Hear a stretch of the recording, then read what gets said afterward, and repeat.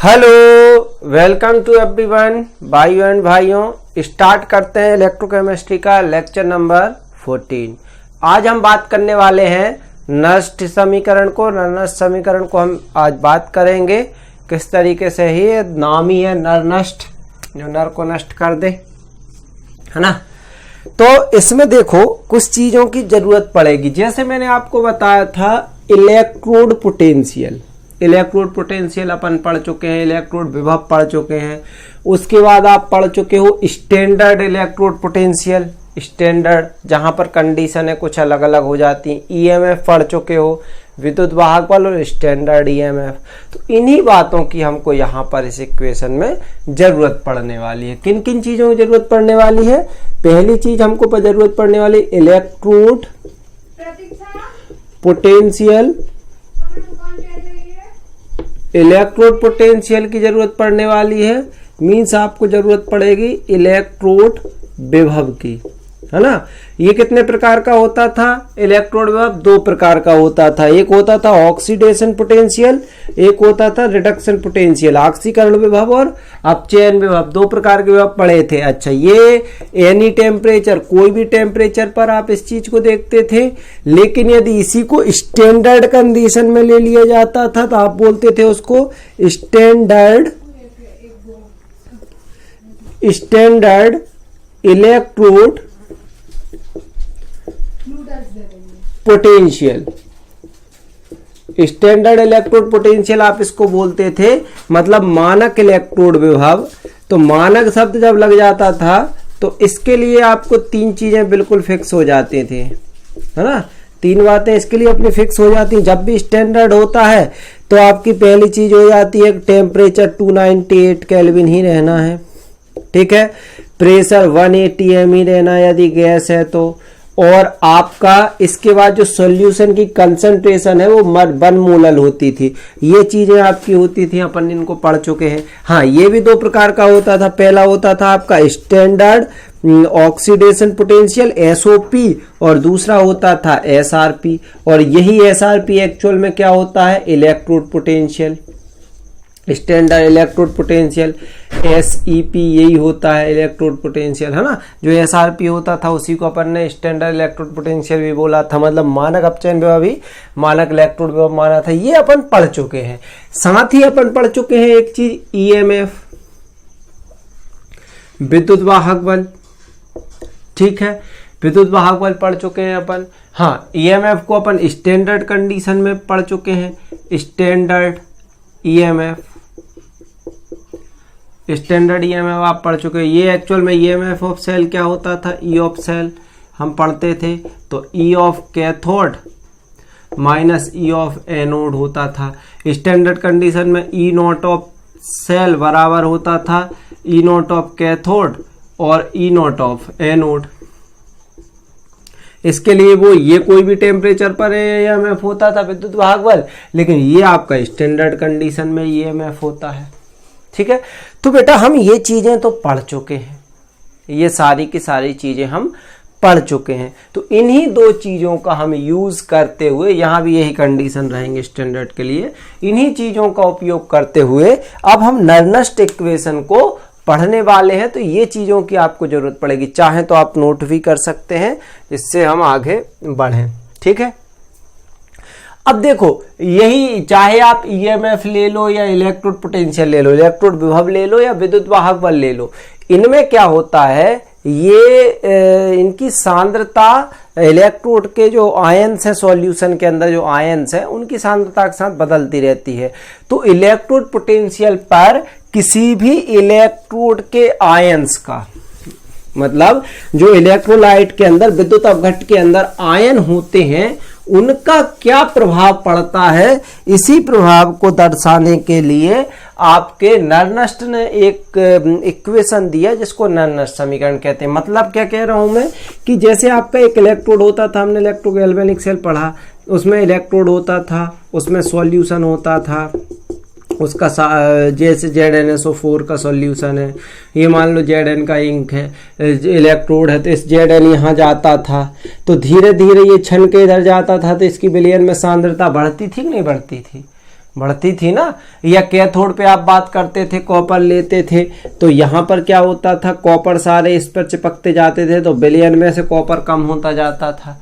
तो इनमें सांद्रता में जो परिवर्तन होता है इन आयनों के फ्लो के कारण, उसी से आपका विद्युत वाहक बल बनता है, उसी से आपका ईएमएफ बनता है। तो इसी चीज का रिलेशन दर्शाने के लिए नर्नस्ट ने एक इक्वेशन दिया कि ये किस तरीके से वर्क करेगा। इस चीज के लिए नर्नस्ट ने एक इक्वेशन दिया। वो इक्वेशन कुछ इस प्रकार था कि ई ऑफ सेल बराबर E naught minus 2.303 RT N F log 10, और एक्चुअल में ये होता है प्रोडक्ट अपॉन रिएक्टेंट। आपको बुकों में मुश्किल है ऐसा लिखा मिले, लेकिन ये बहुत, मैं बता रहा हूँ, ये आपका रहता था किसी रिएक्शन के लिए, यदि कोई रिएक्शन ऐसी है तो।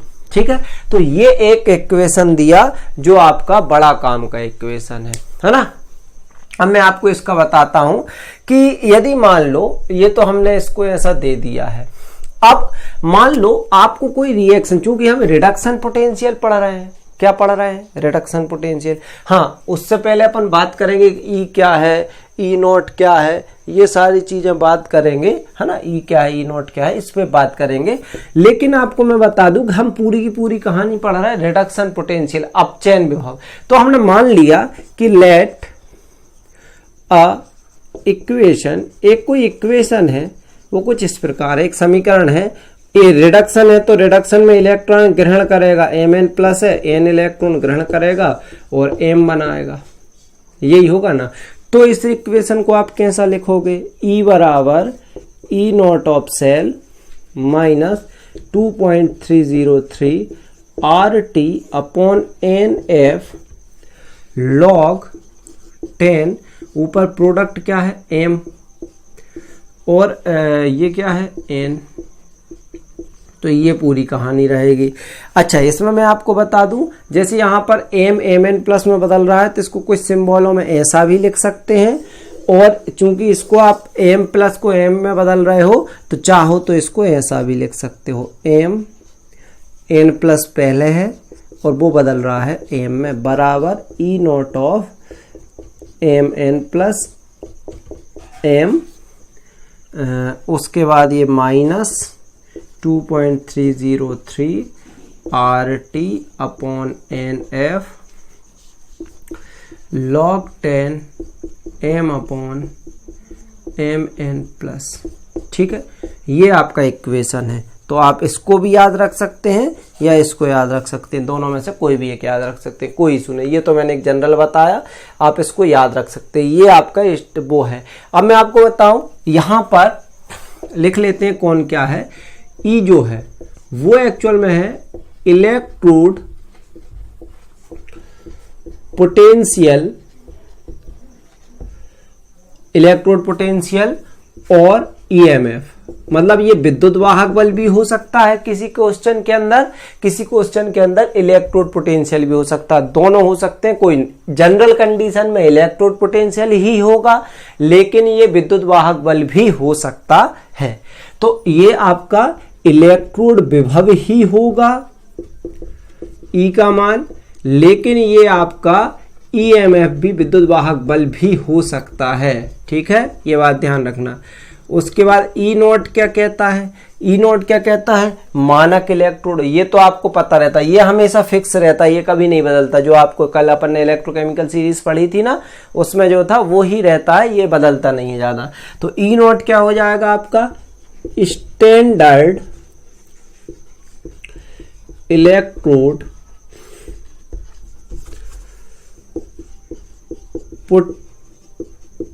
पोटेंशियल, या फिर आपका हो सकता है ये या हो सकता है स्टैंडर्ड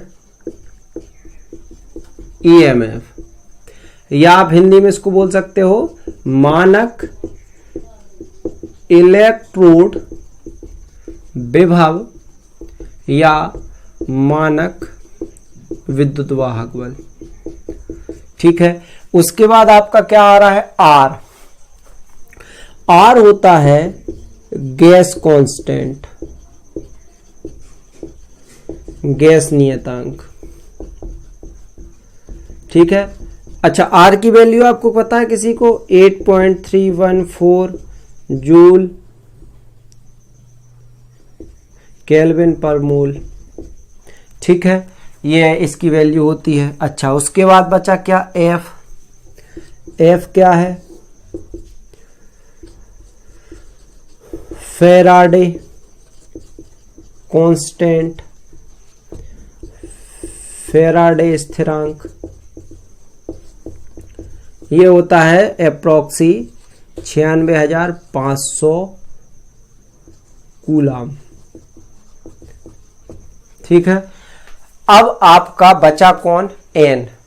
एन होता है, एन को कहां लिख दूं, हाँ यहीं लिख दे रहा हूं ना, एन को यहीं लिख दे रहा हूं। एन होता है नंबर ऑफ ट्रांसफर इलेक्ट्रॉन,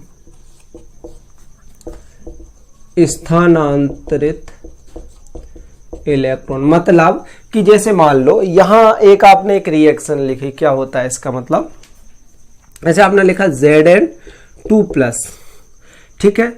जी आया कैसे होगा, Zn था वो, उसने 2 इलेक्ट्रॉन त्यागे और Zn2+ बना लिया, तो यहां से कितने इलेक्ट्रॉनों का ट्रांसफर हुआ, 2 का, ठीक है। और यही 2 इलेक्ट्रॉन फिर आपका Cu2+ ग्रहण करके Cu बना लेता था, तो ओवरऑल कितने इलेक्ट्रॉन ट्रांसफर हुए, 2 इलेक्ट्रॉन जिंक से कॉपर में गए, तो यहाँ के N की वैल्यू कितनी आ जाएगी, 2। मतलब जितने इलेक्ट्रॉन ट्रांसफर हुए हैं पूरी रिएक्शन के अंदर, वो आपका हो जाता है, एक एलिमेंट से दूसरे एलिमेंट में गए हैं, वो आपका हो जाता है टोटल रेडॉक्स रिएक्शन में N का मान। तो ये आपकी वैल्यूज हैं, ठीक है। पहले आप इनको नोट करो, फिर आगे बात करते हैं।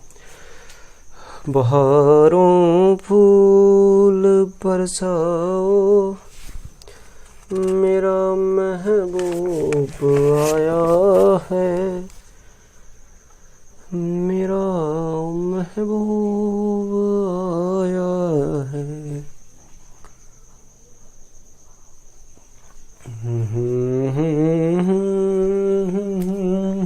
हो गया। देखो आगे बढ़ते हैं। अब देखो ये जो फॉर्मूला है ये आपका एनी टेम्परेचर, मतलब ये फॉर्मूला कोई भी टेम्परेचर, कोई भी कंडीशन में, हर कंडीशन में अप्लाई होता है। लेकिन आपके जो न्यूमेरिकल्स आते हैं उनमें जनरली 1% क्वेश्चन ही इससे सॉल्व होते हैं, मैक्सिमम 1% क्वेश्चन ही इस फॉर्मूले से सॉल्व होते हैं। तो देखो जनरली यदि हम स्टैंडर्ड कंडीशन की बात करें तो 99% केसों में आपको टेम्परेचर 25 डिग्री सेल्सियस या 290 केल्विन, अच्छा हाँ अपन ने टी नहीं लिखा यहाँ ना, टी आपका है टेम्परेचर इन केल्विन, ताप आपका केल्विन में है, ठीक है। तो यहां पर 298 केल्विन ही होता है जनरली 99% केसों में। तो उन क्वेश्चनों के लिए एक हम सरल फॉर्मूला ड्राइव करते हैं, वो कुछ इस प्रकार है। तो आपकी ये कंडीशन है, आपने वो लिख लिया। उसके बाद यदि हम आगे बढ़ें तो हमें कुछ वैल्यूज मिली हैं, ठीक है। तो हमारे पास हो जाता है E बराबर E0 माइनस 2.303, R की वैल्यू कितनी है 8.314, ठीक है। R की वैल्यू कितनी है 8.314। उसके बाद आपको T की वैल्यू कितनी है, T तो जनरली 298 केल्विन ही होना है, और बटे में N कितना है नहीं पता। F की वैल्यू कितनी है 96,500, फिर क्या है log, फिर क्या है 10 m/mn+, ठीक है। ये आपकी एक कंडीशन आ गई। अच्छा मैं आपको एक बात बता दूं, हमेशा एक चीज याद रखना, एक नोट, कि pure solid and pure liquid, तो इनकी जो आप कह सकते हो concentration of pure solid and pure liquid is 1, हमेशा 1 होगी इन कंडीशन में। मतलब शुद्ध ठोस व शुद्ध द्रव की सांद्रता एक होगी। मतलब सीधा जहां पर किसी का आयनिक फॉर्म में नहीं है, शुद्ध है मतलब ये क्या है, इलेक्ट्रोड पे ही लगा दिया। समझना, जैसे ये कंडीशन आपकी बनी होगी कहीं कि यहाँ Zn इलेक्ट्रोड था, Zn था, तो यहां पर Zn जब तक था ये, तो ये सॉलिड स्थिति में था, तो इसने 2 इलेक्ट्रॉन इसको दिए इधर इलेक्ट्रोड पे, और तब आकर के ये विलयन में आया था Zn2+, तो ये क्या बना था Zn2+ प्लस 2e माइनस। तो जब तक ये Zn था तब तक तो बिल्कुल प्योर इलेक्ट्रोड ही था, सॉलिड ही था, तब तक इसकी वैल्यू कितनी थी 1। तो ऐसे ही आपने Zn को रिप्रेजेंट किया का ऐसे इलेक्ट्रोड की पहली कंडीशन किससे m से किया है, तो इसलिए आपके लिए m बराबर भी क्या हो जाएगा, इसलिए आप क्या कह सकते हो m बराबर भी क्या होगा 1। अब मैं आपको बता दूं, जब आप इस पूरी की पूरी कंडीशन को सॉल्व करते हो, इसको आप सॉल्व करोगे पूरा का पूरा, तो आपको एक वैल्यू प्राप्त होगी। वो वैल्यू होती है 0.059, ये याद रख लेना, अपॉन n इंटू log 10, और m की वैल्यू अपन कितनी रख सकते हैं 1 अपॉन हो जाएगा mn+। तो ये आपका एक क्वेश्चन, एक और नया फॉर्मूला निकल के आया, E0 बराबर 0.059 अपॉन n, है ना। इसको आप वैसे फॉर्म में भी लिख सकते E mn+2o m equal to E0 of mn+, ऐसा भी लिख सकते हैं, ऐसा भी लिख सकते हैं, आप ऐसा ही लिखना, सरल ही जो है वो ही सही, upon n log 10 1 upon mn+, ठीक है।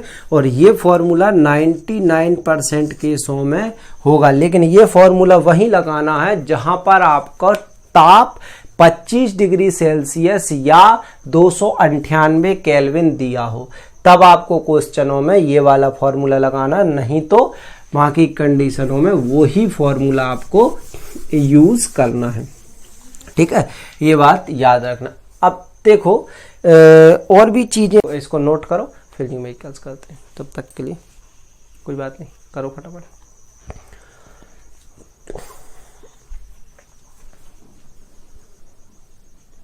अब इसके कुछ क्वेश्चन कर लेते हैं बेटा, है ना, कि कौन कौन से क्वेश्चन कैसे होंगे। तो देखो पहला क्वेश्चन मैंने लिखा है कि एट 298 केल्विन, टेम्परेचर 298 है, तो सेकंड वाला फॉर्मूला लगाएंगे। Find the electrode potential of cell, मतलब 298 केल्विन ताप पर सेल का इलेक्ट्रोड विभव निकालना है।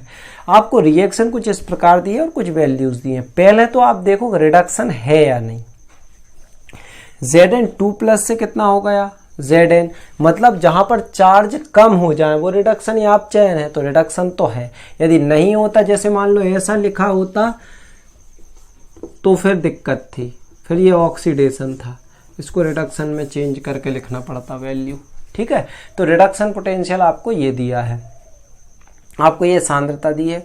सबसे पहले आपका फॉर्मूला है E, अब Zn2+ का m बदल रहा है, Zn2+2 Zn बराबर E0 of Zn2+ Zn minus 0.059 upon n log 10 1 upon, अब यहाँ mn की जगह क्या है Zn2+, ये फॉर्मूला बन जाएगा। अब इसके लिए आपको वैल्यू चाहिए, ठीक है।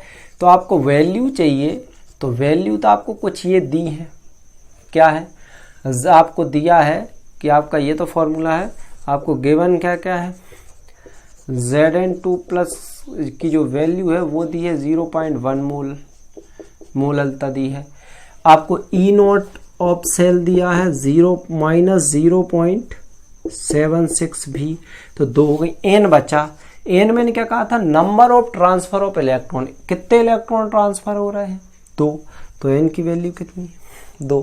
ट्रांसफर का मतलब जा रहे हैं, या हाफ सेल है तो कितने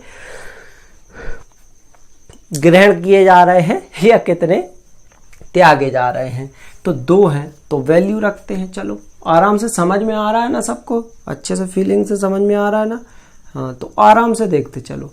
तो अब वैल्यू रखते हैं इसमें, तो E naught of E Z N 2 + 2 Z N equal to E naught की वैल्यू कितनी है, -0.76 -0.059 अपॉन एन की वैल्यू 2 इंटू लॉग 10 1 अपॉन। अब देखो लॉग हो तो ये पॉइंट ज़्यादा काम के नहीं रहते, बगैर पॉइंट के काम ज़्यादा अच्छा होता है। कैसे, देखो ये क्या है 0.01, तो 0.01 का मतलब क्या है 1/10, 1/10 है ना, तो 1/10 एक्चुअल में होता है 1 की पावर 10 की पावर -1, तो ये है 10 की पावर -1। अब ये तो सब खचाखच कार्यक्रम चल रहा है, कैलकुलेशन करना है, बराबर -0.76 माइनस इससे डिवाइड करोगे तो क्या आएगा 2 से, 0.005 दूनी 10, 5 जाएगा तो 2 बार, 5 दूनी 2 दूनी 4, 1 बच गया 19, 2 9 18, ठीक है 2 9 18 और इन टू में बचा कितना 1, 2 9 18, 18 उसके बाद बचा 1 बचा तो पॉइंट लगना था, तो 2 पंजे 10, इस तरीके से वैल्यू आ जाएगी 295, ठीक है। अब ध्यान से देखना 0.5 था तो आगे जाके पॉइंट में बढ़ जाएगा, तो 29 भी लिख सकते हैं, उसको कोई इशू नहीं है। 29 2 पॉइंटों तक लिख लो। अब log 10, तो log में वैल्यू है तो log क्या कहता है, देखो पावर है तो log क्या कहेगा, log 10 1 अपॉन, तो log 1 माइनस क्या हो जाएगा, और देखो m अपॉन n क्या होता है log m - n, तो m माइनस log n मतलब 10 की पावर -1। अब 0.76 माइनस 0.029 और ये देखो ये तो 0 हो जाएगा, log 1 0, तो ये देखो पावर ऊपर जाएगी, गुणा में रहती तो आगे जाती तो माइनस हो जाएगा, प्लस log 10 और log 10 होता है 1, तो 0.76 माइनस 0.029 प्लस 1, इसको जोड़ो तो इधर 0 ही मान लो, 2 अंकों तक ही लो, तो इसको 2 अंकों तक ले रहे हैं तो आप एक काम करो इसको 3 कर लो, है ना, 29 है 3 कर लो, 0 तक ले रहे हो तो 3, तो 6 और 3 9 हो गए और ये हो गए 7, तो 0.76 माइनस का और प्लस का 1, तो कितना बचा, अब देखो 1 में से 1.00 में से आपका गया 0.79, तो ये हो गया 10 में से 9 गए 9, 1 10 में से 9 गए 1, 9 में 7 गए 2 और 0, तो ये हो गया 0.21। ये कुछ वैल्यू आपकी नज़र आ गई। तो इस तरीके से आपके इलेक्ट्रोड पोटेंशियल्स आप निकाल सकते हो इन वैल्यूज से, ठीक है। एक मिनट सॉरी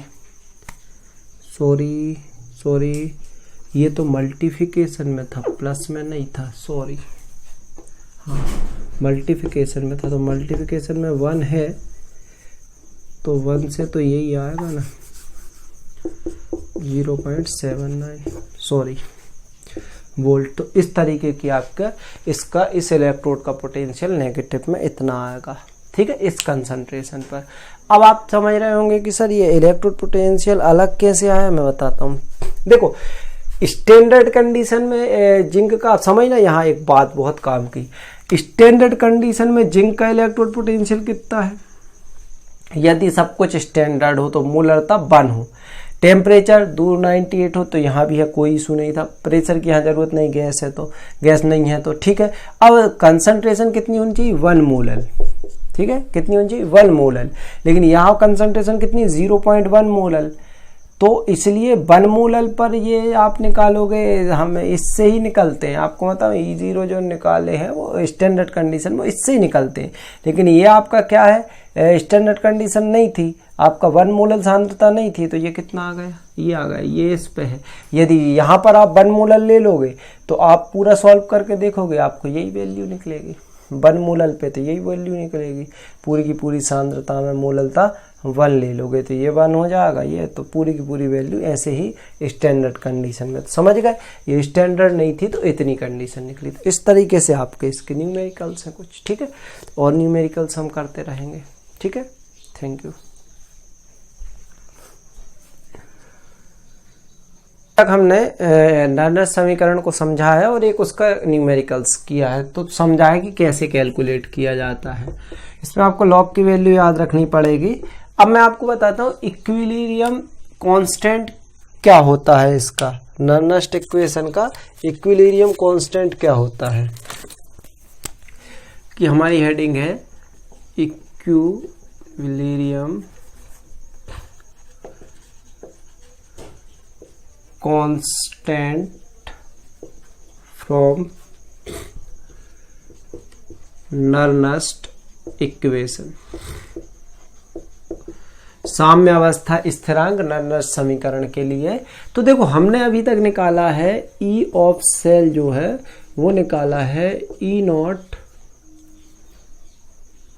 माइनस क्या निकाला, ई ऑफ सेल निकाला, ई नॉट निकाला है और 0.059 अपॉन n इंटू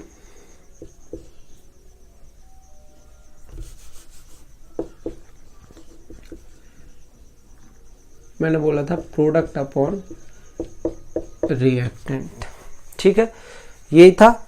एक मिनट में देख लूं, कैमरे में स्पष्ट दिख रहा है, ठीक है दिख रहा है, यही हमने निकाला था।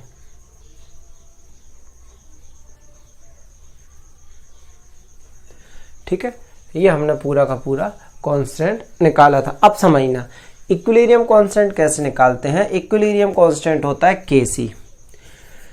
तो चूंकि केसी जो होता है वो हमेशा होता है प्रोडक्ट अपॉन रिएक्टेंट। केसी होता है इक्विलिब्रियम कांस्टेंट या साम्यावस्था स्थिरांक, केसी होता है वो हमेशा प्रोडक्ट अपॉन रिएक्टेंट होता है। ये आप याद रखना, और ये आपने पढ़ा भी है 11th में, हमने साम्यावस्था वाले चैप्टर में। याद करो हमने कुछ ऐसा पढ़ा था कि रिएक्शन ए टू वी होती है तो हम कह देते थे के साम्यावस्था स्थिरांक के बराबर पी अपॉन ए, और मान लो यहाँ पर ए लिखा यहाँ बी लिखा तो ए और बी की घात लगा देते थे। याद आया, कुछ ऐसे ही करते थे हम। तो भैया यहाँ भी वैसे ही करना है कि केसी होता है ये। अच्छा, सेल के लिए ये जो है साम्यावस्था में क्या होगा ध्यान से समझना।